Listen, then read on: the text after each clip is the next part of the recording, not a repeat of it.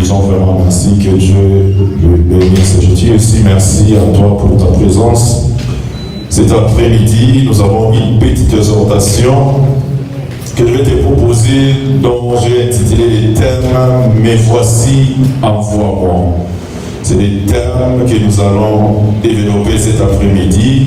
« Mais voici, envoie-moi ». C'est une exhortation sous forme d'un enseignement. Nous allons parler de la part de l'Éternel. Je suis tenté de dire qu'on passera, donnez-moi quelques minutes, 20 minutes. Je ferai un effort de respecter ces minutes. Amen. Alors je te propose ce verset, Ésaïe chapitre 6, verset 8, là où j'ai soutiré ces sous-termes. La Bible dit ceci: j'entendis la voix du Seigneur disant, qui enverrai-je et qui marchera pour nous? J'ai répondu, mais voici, envoie-moi. Est-ce que nous pouvons acclamer très fort la parole de l'Éternel? Non, je disais, est-ce que quelqu'un peut acclamer très fort la parole de l'Éternel? Ici, on nous parle, c'est Isaïe qui nous parle. Il dit, j'ai entendu la voix du Seigneur disant, qui enverrai-je et qui marchera pour nous? Une question. Et la réponse, j'ai répondu, mais voici, envoie-moi. Dès l'entrée de mon jeu, j'aimerais te dire que Dieu ne cherche pas une foule de gens, mais Dieu cherche une personne. Dieu est en train de rechercher une personne. Dieu ne cherche pas une foule, le nombre des gens, non, ça n'est pas Dieu. Dieu cherche une personne. Cet après-midi, je viens te dire que Dieu est en train de chercher une voix qui pourra lui dire oui. Dieu est en train de chercher une personne. Je ne sais pas qui. Je ne sais pas si c'est un homme, je ne sais pas si c'est une fille, je ne sais pas si c'est une maman, mais c'est que je sais que Dieu est en train de chercher une voix. Et il y a une différence entre être à l'église et être disponible pour Dieu. Cet après-midi, Dieu cherche les gens qui sont disponibles. Cet après-midi, Dieu cherche un cœur qui est disponible. Dieu ne cherche pas des gens qui sont à l'église ou qui sont présents, mais Dieu cherche les gens qui sont disponibles. La question n'est pas de savoir Dieu appelle-t-il, mais la question est que qui est prêt à répondre. Aujourd'hui, Christ nous appelle. Aujourd'hui, Dieu nous appelle. Il peut nous appeler de plusieurs manières. Dieu appelle par plusieurs manières. Mais la réponse, plusieurs personnes, lorsque Dieu les appelle, ils répondent non, pas moi, envoie quelqu'un d'autre. Pas moi, je ne suis pas prêt. Et Dieu est en train de chercher un homme. Dieu est en train de chercher une femme qui pourra répondre. Comme Isaïe a dit, mais voici. Dieu est en train de chercher quelqu'un pour répondre à son appel. Dieu est en train de chercher une femme pour répondre à son appel. Je viens de dire que Isaïe n'était pas une personne parfaite, mais il était disponible. Dieu ne cherche pas des gens qui sont parfaits. Dieu ne cherche pas des gens qui sont sans faute, mais Dieu cherche des gens qui sont disponibles. Dieu cherche des gens qui sont prêts pour dire, mais voici, envoie-moi. Ce n'est pas question d'avoir plein de connaissances. Ce n'est pas question de maîtriser la Bible de Genèse jusqu'à Apocalypse. Mais Dieu est en train de chercher des gens qui sont disponibles, qui sont prêts à répondre à son invitation, qui sont prêts à répondre à son appel. Est-ce que quelqu'un peut dire Amen? Amen. Est-ce que quelqu'un peut acclamer très fort pour Jésus? Je disais, Dieu ne cherche pas d'abord les gens qui sont capables, mais Dieu cherche les gens qui sont disponibles. Ce qui compte chez Dieu, c'est ta disponibilité. Est-ce que ton cœur est disponible? Est-ce que tu es disponible à répondre à l'appel de Dieu? C'est ce qui est important. C'est ce que Dieu est en train de chercher. Il ne cherche pas des gens qui ont plein de connaissances. Il ne cherche pas des gens qui maîtrisent tellement la Bible, mais Dieu cherche les gens qui sont disponibles. Alors, pour répondre à cette question, mais voici et envoie-moi, il y a des étapes que j'aimerais que nous puissions étudier ensemble. Première étape, le premier point, j'aimerais te dire, pour que tu puisses répondre à cet appel, mais voici, envoie-moi. La première des choses, tu dois voir la révélation de Dieu. Une personne qui n'a pas la révélation de Dieu, cette personne ne peut pas dire, mais voici, envoie-moi. Non. La première des choses, tu dois avoir la révélation de Dieu. Ésaïe chapitre 6, le premier verset jusqu'au verset 4. La Bible dit, l'année de la mort du roi Osias, je vis le Seigneur assis sur le trône très élevé, et le pan de sa robe resplendissait les temples. Les séraphins s'éteignaient au-dessus de lui. Ils avaient chacun 6 ailes. Des dont ils se couvraient la face, des dont ils se couvraient les pieds, et des dont ils se couvraient pour voler. Ils criaient l'un à l'autre et disaient, Saint, Saint, Saint, Éternel des armées. Toute la terre est la plaine de sa gloire. Les portes firent ébranler dans leurs fondements par la voix qui retentissait, et la maison s'est remplie de fumée. Amen. Je vais te dire la première des choses pour répondre, mais voici, envoie-moi, tu dois avoir la révélation. Tu dois voir Dieu autrement. La personne qui est prête, la personne qui veut répondre à l'appel de Dieu, il doit avoir la révélation de ce Dieu. Il doit faire une rencontre personnelle. Tu dois avoir une expérience personnelle avec ton Dieu. Sans cela, il te sera impossible. Tu ne peux pas parler de Dieu que toi-même tu n'as pas expérimenté. Tu ne peux pas aller dire les choses que toi-même tu n'as pas expérimentées. Alors tu dois avoir la révélation de Dieu dans ta vie. Dieu doit se révéler dans ta vie. Ici, Esaïe est en train de dire, je vis le Seigneur assis sur le trône très élevé. Avant d'être envoyé, Esaïe a vu Dieu. Esaïe avait la révélation de Dieu. Esaïe a fait une rencontre personnelle. On ne lui a pas parlé, mais Esaïe a vu le trône de Dieu.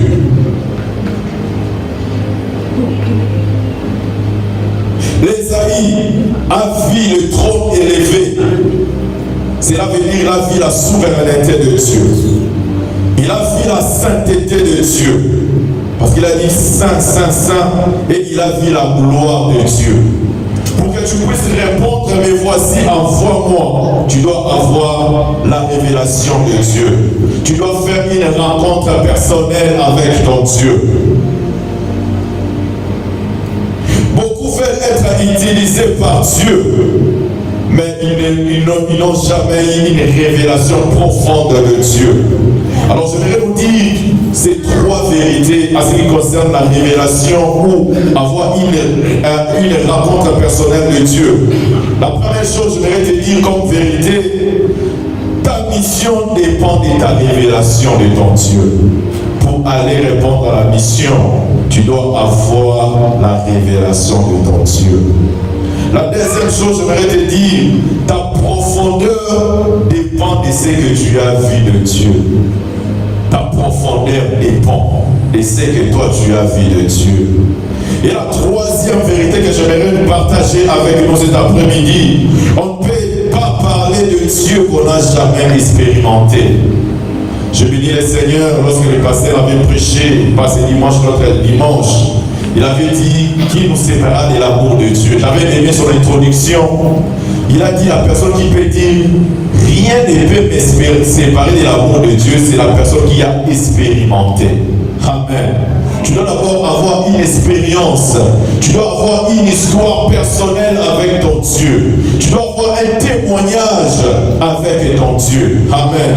C'est à ce moment-là que tu pourras répondre à cette invitation. Mais voici, il y a plusieurs personnes dans la Bible que Dieu a appelées. Exode chapitre 3, Dieu a appelé Moïse Moïse faisait perdre les troupeaux de son beau-père au désert. Il a vu, il y avait le feu où ils sont ardents, qui ne se consumait pas. Lorsqu'il a voulu s'approcher, il a écouté la voix de Dieu. Il avait mis une expérience. Il a fait une rencontre personnelle avec Dieu avant que Dieu ne puisse l'envoyer en mission. Avant que Dieu puisse lui dire, va libérer les enfants d'Israël. Moïse a rencontré Dieu. Donc Moïse avait une histoire. Moïse a fait une rencontre avec Dieu. Paul aussi a fait une rencontre avec Dieu.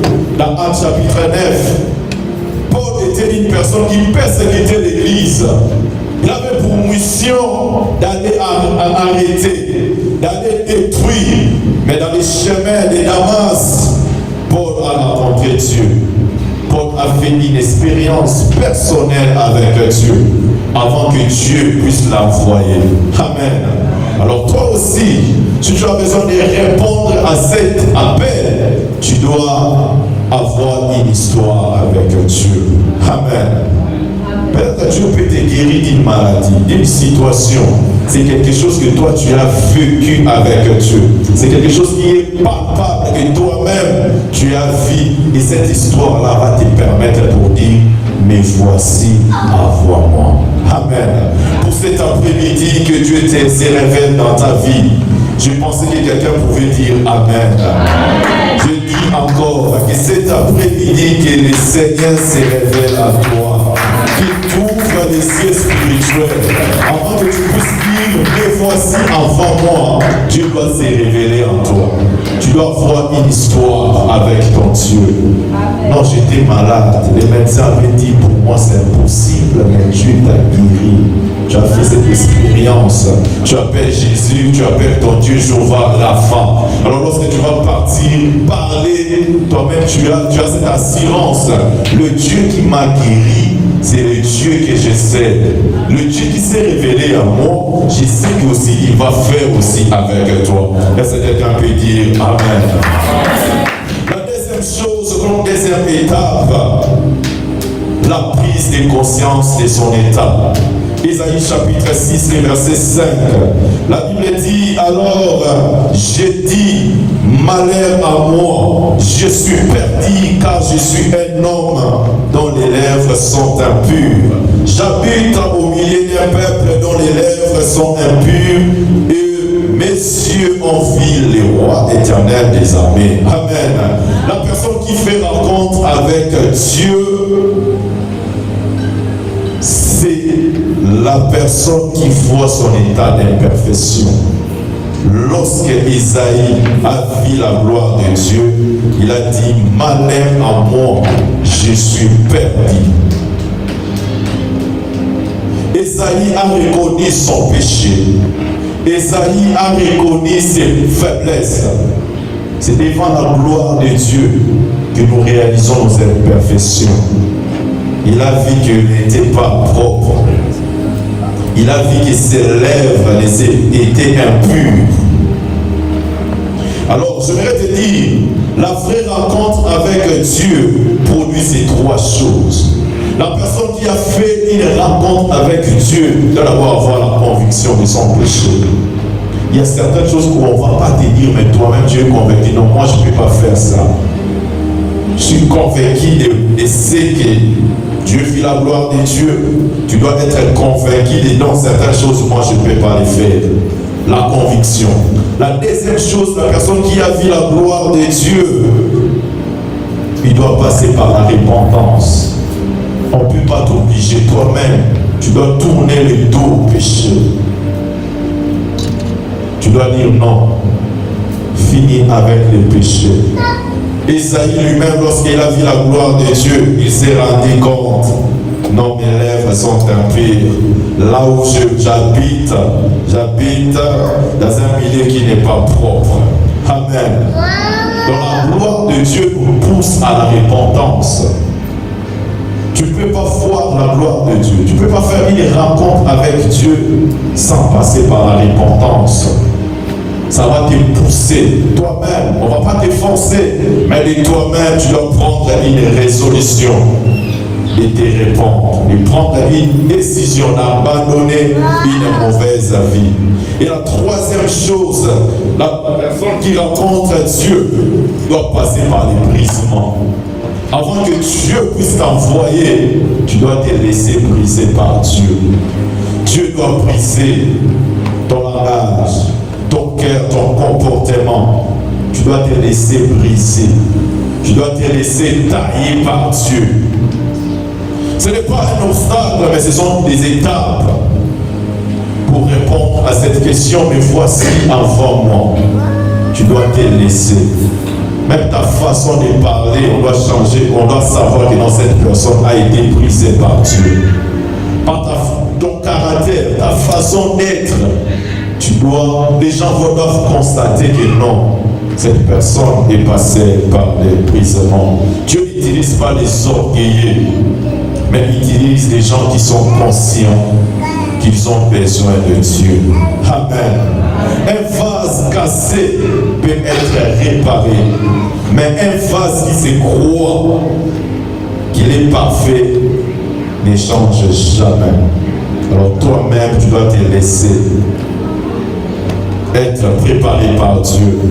Alors ma prière cet après-midi, que le Seigneur puisse te transformer, que tu puisses passer par les brisements, que tu puisses passer par la repentance, que toi-même tu puisses avoir cette conviction, qu'on ne puisse pas te pousser, mais toi-même, tu dois savoir, non, je me laisse briser par Dieu. Amen.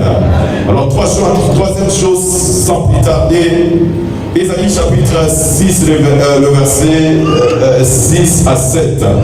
La Bible dit, mais l'un des séraphins vola vers moi, tenant à la main une pierre ardente qu'il avait prise sur l'autel avec des pincettes. Il en toucha ma bouche et dit, ceci a touché tes lèvres, ton iniquité est enlevée et ton péché est expiré. Alors la troisième chose que j'aimerais que tu puisses retenir, la purification précède la mission. Amen. Ici la Bible nous dit, les charbons ardents touchaient ses lèvres. Dans d'autres versions, on parle d'une braise, d'autres on parle d'une pierre ardente, c'est la même chose. Les charbons avaient pour mission de purifier. Avant que tu puisses aller en mission, avant que tu puisses dire, mais voici avant moi, Dieu doit te purifier.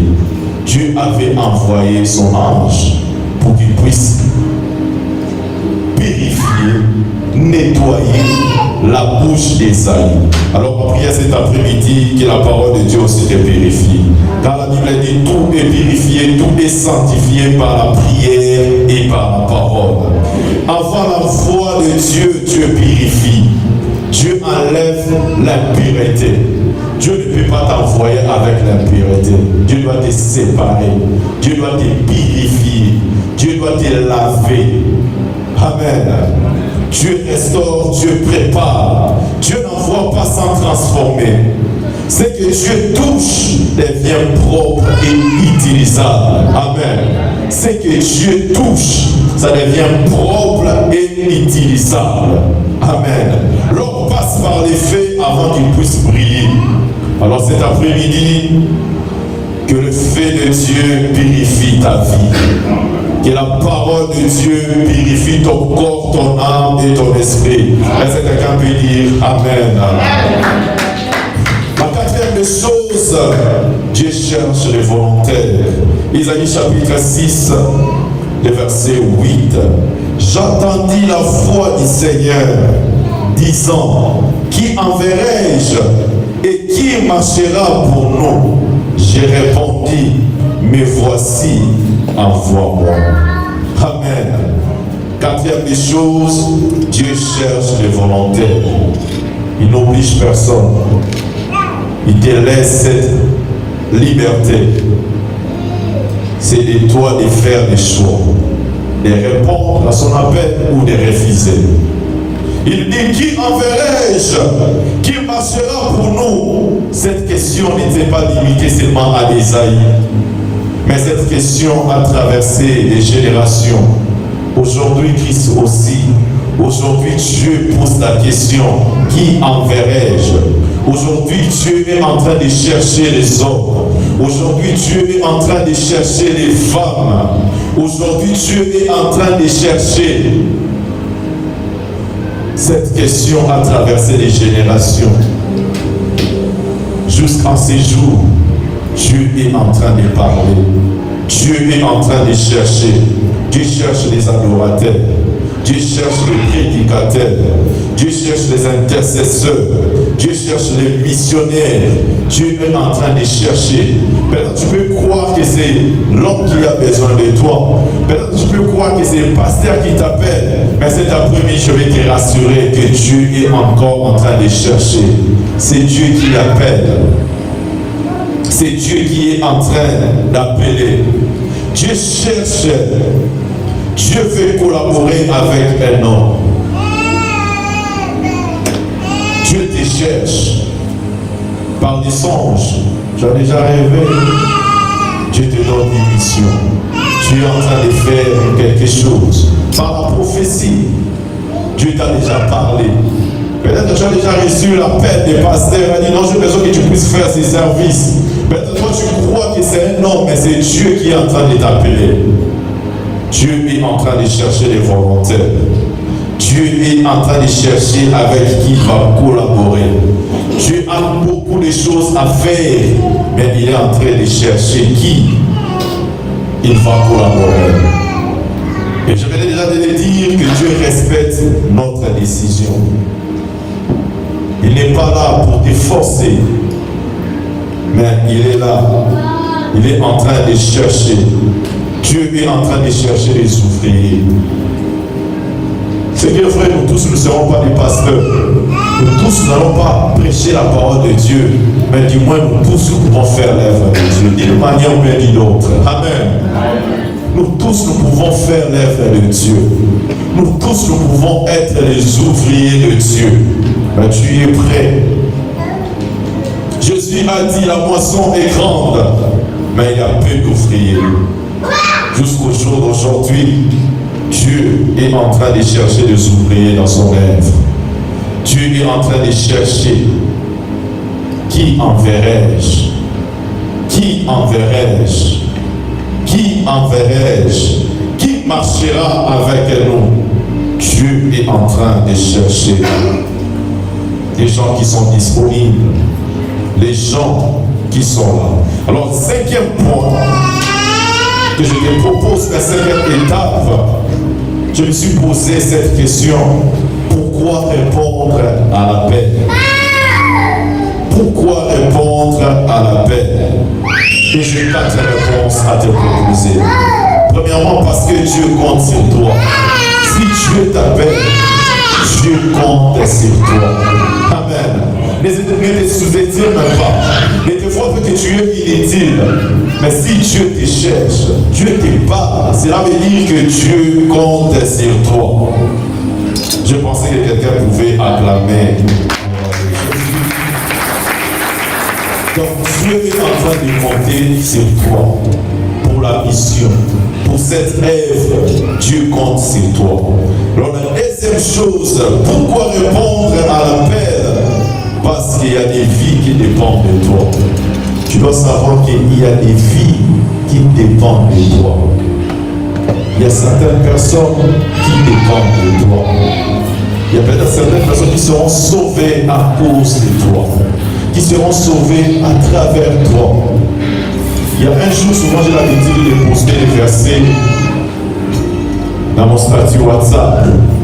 Il y a un jour, je dormais, je me suis réveillé, j'ai mis juste un verset, j'ai interprété, j'ai mis. Après quelques minutes, je vois quelqu'un qui m'appelle. Il me dit, je voulais vraiment me donner la mort. Pourquoi? Parce que je voyais tout ce que je faisais, ça ne marchait pas. Alors j'ai dit, est-ce que moi vraiment Dieu me connaissait? Je me suis posé plusieurs questions. Alors j'ai compris que je suis inutile dans ma vie. Alors, lorsqu'elle s'est parlée comme ça, Il y a un esprit qui lui a dit, tu peux entrer dans les réseaux sociaux. Après, il entre. Il tombe sur le message que moi j'avais posté. Il a dit, dès qu'il a lu ça, directement même sa façon avait changé. Alors je me suis posé la question, si je n'avais pas posté ça, juste un simple message, mais qui a sauvé la vie d'une personne. Amen. Il y a certaines choses que Dieu peut passer par toi afin qu'il puisse accomplir. Tu peux sauver aussi derrière toi, tu peux sauver des milliers de personnes. Raison pour laquelle Dieu t'appelle. Alors, troisième des choses, j'aimerais te dire, parce que ta destinée est liée à l'obéissance. Ta destinée est liée à l'obéissance de cet appel. Tu veux des grandes choses, tu veux entrer là-dedans. Oh, je vais entrer dans ma destinée. Si tu veux entrer dans ta destinée, réponds à l'appel du Seigneur. Quatrième réponse que j'aimerais te dire, parce que servir Dieu, c'est un grand privilège. Servir Dieu, c'est un grand privilège. Il a charge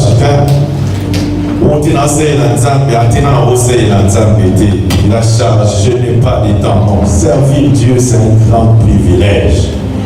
Il y a un privilège au Zamba Sali, il y a un privilège au Zamba Sali.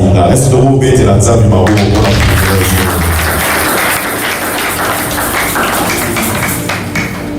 Alors, sixième chose, la dimension de la réponse, mais voici. Avant de dire envoie-moi, Esaïe dit mais voici. Cela signifie je me présente devant toi. Lorsque Esaïe a dit mais voici, il voulait nous dire qu'il se présente devant Dieu. Alors lorsque toi aussi tu dis mais voici, donc tu te présentes devant Dieu. Tu te rends disponible. Dieu cherche les gens qui sont disponibles. Dieu a besoin des gens qui sont disponibles. Il n'a pas besoin des gens qui ont des dons. Il n'a pas besoin des gens qui ont trop de connaissances. Mais Dieu cherche les gens qui sont disponibles. Je vais vous donner mon exemple. Je suis né et grandi à l'église. 2012, on nous a reconnus à l'église. Nous avons commencé à diriger la prière à l'église. Ce qui a fait que nous puissions modérer à l'église, c'était notre disponibilité. Lorsque nous avons commencé, il y avait des gens, lorsqu'ils demandaient, wow, toi-même tu te dis, j'ai lu la Bible ou je ne lis pas la Bible. Chaque modérateur, il vient ici, il te dit seulement, il ouvre la Bible comme ça, il dit, ma maison sera appelée une maison de prière. Et le temps de la cantique n'a pas besoin de te dire où nous allons remercier que toi-même là où tu es, tu ne vas pas comprendre comment est-ce que tu te mets à genoux, tu commences à prier. Il ne vient pas te donner des requêtes, ceci, cela, non. Il vient seulement, il lit la Bible, a-t-il dit Tzengo, au moins il l'eau les foumois, au moins tout la sous la motivité. Personne ne va te dire, bêta maboko. Personne ne va te dire, mets-toi à genoux. Personne ne va te dire, fais ceci, fais cela. Maintenant, et l'eau, c'est ça qui est biseau, c'était notre disponibilité. Alors, la plupart de ces gens-là, la prière commence à 17h, on va à 17h30. Dans les chambres d'église, on va derrière ça. Alors, on va beaucoup y arriver. Au fur et à mesure que le pasteur voyait les gens dans la dimension venaient en état, raison pour laquelle les joueurs avaient souvent. Je ne suis pas monté à la chair parce que j'étais enfant du pasteur, mais ma disponibilité. Il y a aussi certaines choses, certains dons, et c'est développé, et c'est, comment je peux dire, et c'est découvrira en nous lorsque nous sommes disponibles. Amen. Alors lorsque tu es disponible dans l'œuvre de Dieu, tu vas te Dieu va commencer à te révéler certaines choses. Là où tu te voyais, non, j'étais incapable, mais à cause de ta disponibilité, Dieu va commencer à faire beaucoup de choses. Alors ne sois pas étonné que le monde n'ait pas telle capacité. Non, toi sois d'abord disponible. D'autres choses viendront après. D'autres choses, la capacité, Dieu va te les donner. Certaines choses, tu vas les apprendre après. Mais ce qui compte sur Dieu, c'est la disponibilité. Amen. Alors, cesse les fruits Ne fuis pas l'œuvre de Dieu. On t'appelle à manger pas les temps. On t'appelle à non. Ne fuis pas comme Jonas. Dieu a donné une mission à Jonas. Jonas a fui. Mais Isaïe s'est présenté. Il s'est présenté. Jonas a fui. Cet après-midi, tu es comme Jonas ou bien tu es comme Isaïe? Tu es comme Isaïe. Isaïe a dit, mais voici, envoie-moi. Il s'est laissé disponible à écouter la voix de Dieu. Il était présent pour écouter la voix de Dieu. Alors, le 7e point, la dimension de l'envoi.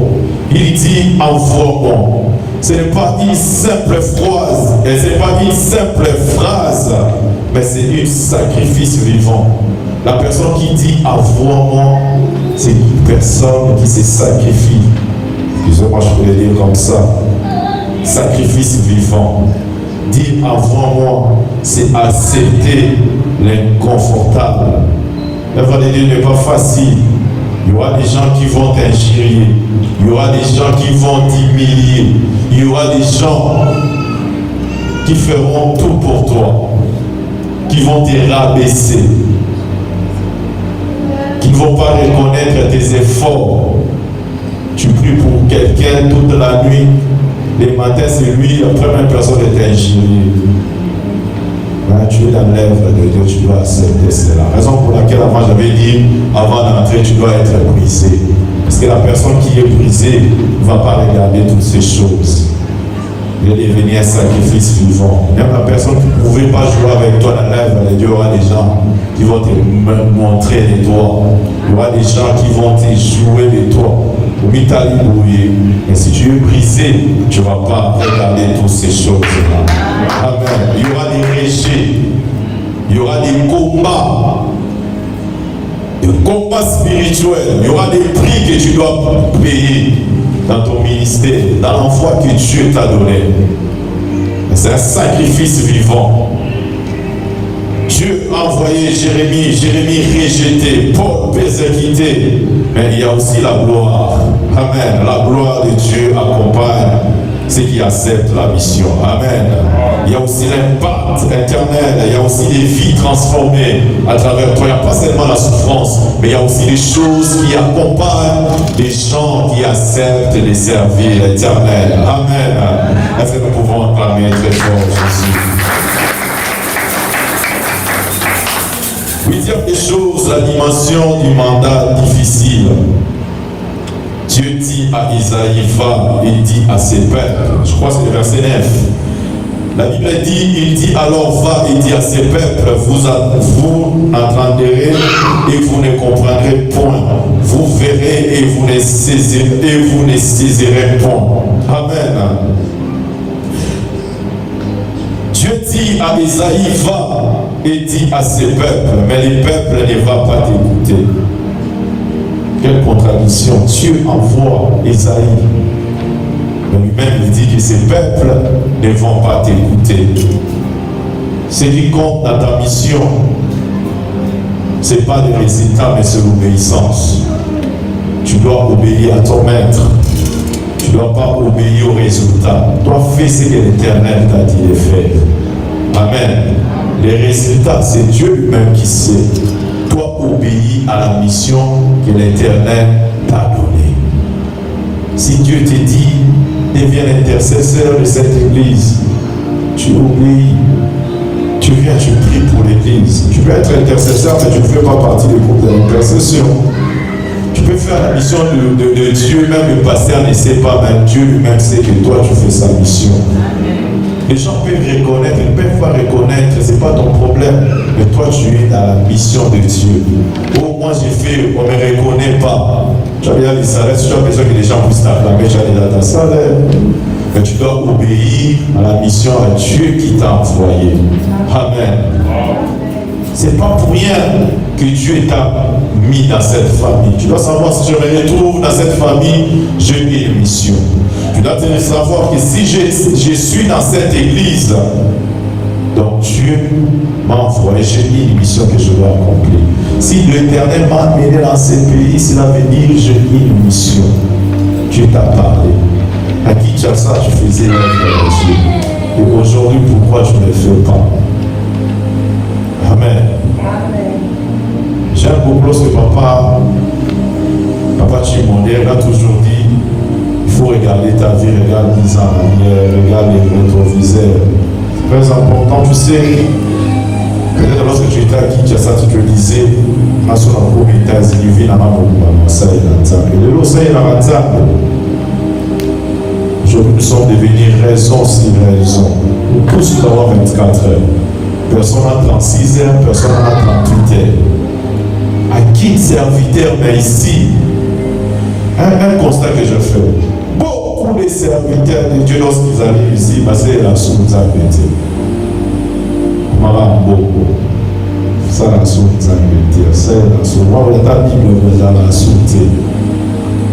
J'aimerais que nous puissions nous rappeler de notre engagement lors de notre baptême.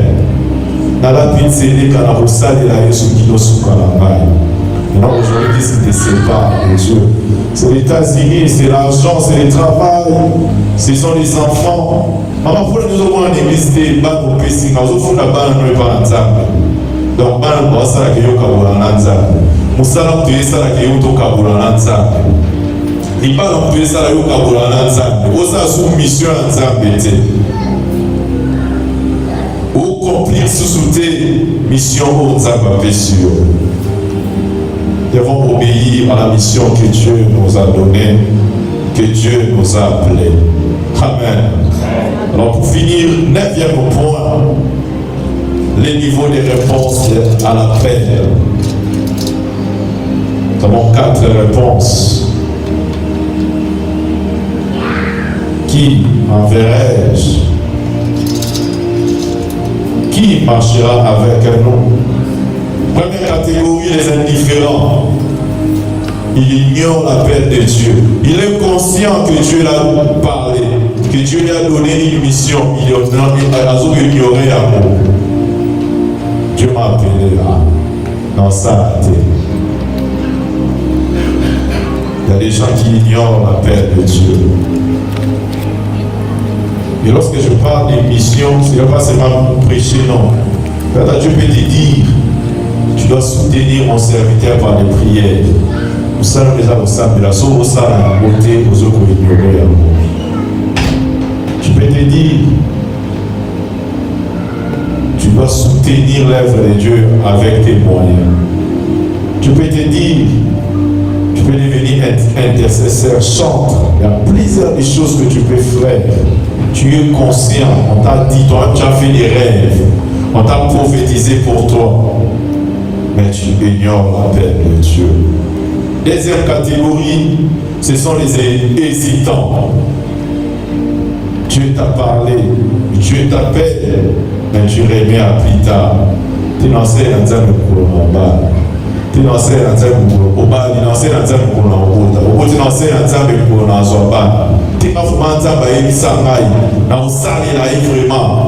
Mais tu remets toujours. Tu remets à plus tard. À plus tard. Au fur et à mesure, au fur et à mesure, la charge que vous mettez. Amen. Il y a la conseil dans Zambie, à Télé, dans Oyasi, à Minobala. Tout le monde peut passer. Tant que vous avez un conseil, c'est passé. Maintenant, pour le moment, tu remets à plus tard.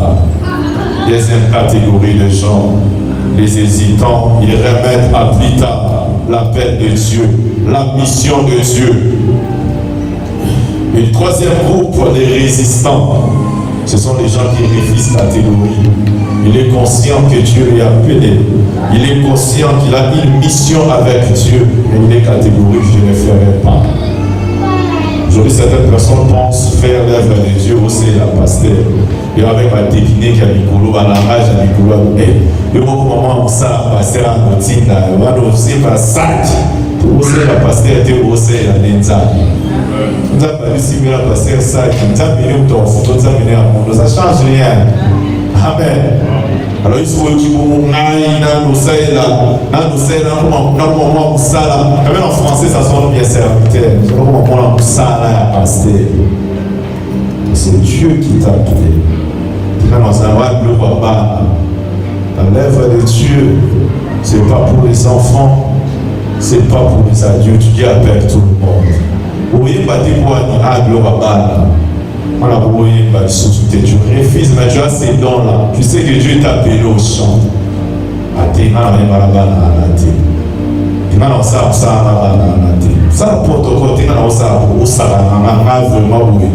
Tu refuses de faire l'œuvre de Dieu. Mais tu es conscient, toi-même tu sais que Dieu t'a appelé à ça. Quatrième catégorie, elle est disponible. Les gens qui disent oui à l'appel de Dieu. Il dit envoie-moi partout où tu veux, quand tu veux. Je suis disponible. Même si je ne suis pas capable, mais je suis disponible à accepter ta mission, à faire ta volonté. Ce sont ces gens-là que Dieu est en train de chercher. Alors parmi ces quatre groupes, toi tu te retrouves où? Tu es indifférent, tu es hésitant, tu es résistant ou bien tu es disponible. Tu te retrouves dans quelle catégorie? Tu es dans quelle catégorie? Tu es prêt à te sacrifier pour Dieu? Car Dieu cherche une personne. Dieu cherche les gens. Alors pour conclure mon message, Jean chapitre 4. Jean chapitre 4, j'aime bien cette histoire. J'aime bien parler de Jean chapitre 4. Jean 4, on parle d'une histoire entre les Samaritains et les Juifs d'Israël, ou les Judées. Un conflit qui avait commencé depuis longtemps. Donc après la mort de Salomon, son fils est venu, le royaume était divisé. Lorsque le royaume a été divisé, les prophètes sont venus, les gens sont venus, rien. Mais Jésus avait une mission, passer par cette route. Il devait aussi réconcilier les gens de Samarie, mais Dieu cherchait une personne. Dieu a choisi une femme qu'on qualifiait, qu'on pouvait traiter de tout. Une femme adultère. Alors tu te dis, non, moi je suis pécheresse, moi je suis pécheur, moi je ne vaux rien. Non, ça c'est ta façon de voir. Dieu a sa façon aussi de voir. Ne te vois pas inutile devant Dieu. Peut-être toi, à travers toi, ta famille peut être sauvée. Peut-être à travers toi, cette nation peut être sauvée. Peut-être toi, tu peux faire des grandes choses. Vous savez, dans la vie, il y a certaines personnes où tu l'as coûté, m'envoyer par à ça de l'eau monter. Amen. Même tout ce qu'on néglige, mouiller, d'aller à cette maramine. Amen. Alors ne te sous-estime pas. Ne te vois pas, je ne vais pas t'encourager dans les mal, je ne vais pas t'encourager dans les péchés. Mais je peux te dire, tu peux être aussi le choix de Dieu. Je suis sûr, à Samarie, il y avait beaucoup de gens. Mais Dieu avait choisi cette femme pécheresse pour sauver, pour appeler plusieurs personnes. Si tu lis bien, tu vas voir que toutes les étapes que nous avons vues, cette femme aussi a vu Jésus. Et la première rencontre, vous voyez Jésus comme tout un juif. Après, Jésus a commencé à se relever, à se révéler dans sa vie. Il a dit, je vois, tu es le prophète. Ce n'était pas arrêté là, tu es le Christ, tu es le Messie. Après avoir expérimenté, cette femme est partie à Samarie. Il a dit, venez voir cet homme. M'a dit tout ce que je faisais. Et la vie de Samarie a été gagnée à cause de cette femme. Amen. Plusieurs personnes ont été gagnées à cause de cette femme. Aujourd'hui, Dieu cherche aussi des instruments. Aujourd'hui, Dieu est en train de chercher qui il va envoyer. Ne te vois pas, non, moi je ne connais pas la Bible, ce n'est pas ton problème, sois juste disponible. Moi je suis sans force, moi je ne connais pas l'anglais, moi je ne connais pas français. Sois juste disponible. Dieu est en train de chercher. Dieu est en train de chercher. Tu Tu peux croire que c'est un homme, mais ce n'est pas un homme, mais c'est Dieu qui t'appelle. Tu peux appeler de plusieurs manières. Par les rêves. Comme je suis en train de parler, Dieu peut te révéler. Mais tu sens quelque chose qui monte en toi. Tu dois faire ça. Tu dois faire ça. Dieu te donne une mission. Pourquoi tu résistes? Pourquoi tu ne veux pas dire comme Isaïe, mais voici et envoie-moi. Amen. Dieu a besoin de toi. À travers les toi. Dans Marc chapitre 5, si Dieu pouvait compter par un fou, les gens pouvaient croire qu'il est inutile. Mais à travers ces fous, il a gagné plus de 10 vies. Amen. Donc ne te néglige pas. Réponds seulement à l'appel de Dieu. Dieu a besoin de toi. Je ne sais pas quel songe que tu fais. Je ne sais pas quelle est ta mission. Mais une chose, je vais te dire. Mais voici, envoie-moi.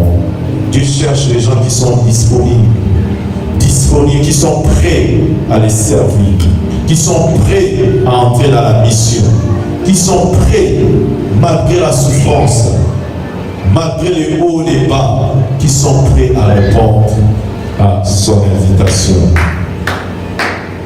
Dieu est en train de chercher. Dieu est en train d'appeler. Es-tu prêt cet après-midi à répondre à l'appel de Dieu? Est-il prêt à dire non, j'ai besoin d'être un instrument que Dieu va utiliser pour sa gloire? Tu es conscient, oui, non, je ne suis pas capable. Je n'ai pas de compétences. Mais une chose que moi j'ai seulement la disponibilité. Je me laisse conduire par Dieu. Je me laisse que Dieu puisse m'utiliser. Alors pour cet après-midi, nous ferons aussi, si tu es là, tu te dis non, je suis disponible. Dieu m'a appelé. Je dois faire son œuvre. Tu peux te tenir debout, je vais prier avec toi. Dieu t'a parlé cet après-midi. Tu es conscient d'une mission. Peut-être que tu faisais déjà la mission, mais tu t'es arrêté. Mais tu te dis non, je suis disponible à faire. J'ai besoin de toi. J'ai besoin de prier avec toi. Tu dis à l'Éternel, mais voici, envoie-moi. Tu ne vas plus encore résister à la voix du Seigneur. Tu vas juste obéir. Que Dieu puisse t'utiliser comme il veut.